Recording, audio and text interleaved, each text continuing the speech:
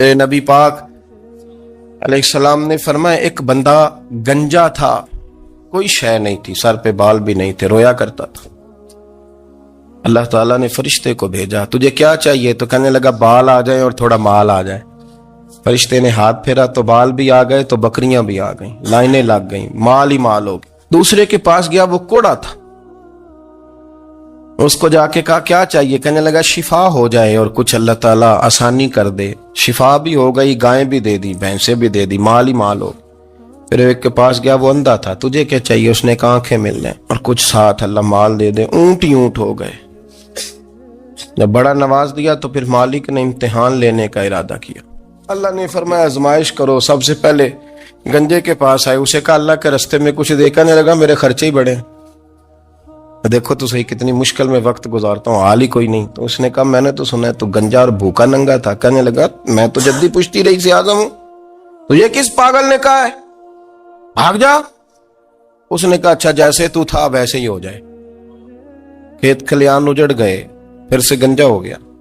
حضور علیہ السلام فرمانے لگے، پھر وہ اس کے پاس گیا جو کوڑا تھا، اسے کہا کچھ دے۔ کہنے لگا خرچے ہی بڑے۔ اس نے کہا میں نے تو سنا تو پہلے کوڑا تھا۔ اس نے کہا جا دوڑ جا، میں تو رئیس اعظم ہوں، دادا بھی پردادا بھی اور ساری نسل ہی۔ اس نے کہا اچھا جیسے تو تھا ویسے ہی ہو جائے۔ پھر وہ گیا اندھے کے پاس اور جا کے کہا اللہ کے نام پہ کچھ دے۔ تو وہ کہنے لگا رب کے نام پہ؟ یہ کھڑے ہیں اونٹ، جتنے تیرے دل کرے لے دا۔ اس نے کہا کیا معنی اس بات کا؟ کہنے لگا یار تجھے کیا بتاؤں، میں تو اندھا تھا، میں نے تو کبھی دنیا دیکھی نہیں تھی، پھر اس کریم نے فضل کیا تو مجھے بڑا کچھ دکھایا۔ وہ کہنے لگا تو اللہ کے نام پہ جان مانگ، میں وہ بھی دینے کو تیار۔ میرے پاس تو شے ہی کوئی نہیں تھی، مجھے تو اپنا پتہ ہے، میں تو کوئی شے نہیں تھا، کچھ نہیں تھا میرے پاس۔ یہ تو ان کا کرم ہے کہ رخ ان کا ادھر ہے، اور مختصر سی میری کہانی ہے، یہ جو بھی ہے ان کی مہربانی ہے۔ تو وہ کہنے لگا میں بھی کچھ لینے نہیں آیا تھا، تیری آزمائش ہی کرنے آیا تھا، تیری عزتیں بھی سلامت رہیں گی، تیرا مال بھی سلامت رہے گا، تیری شفا بھی۔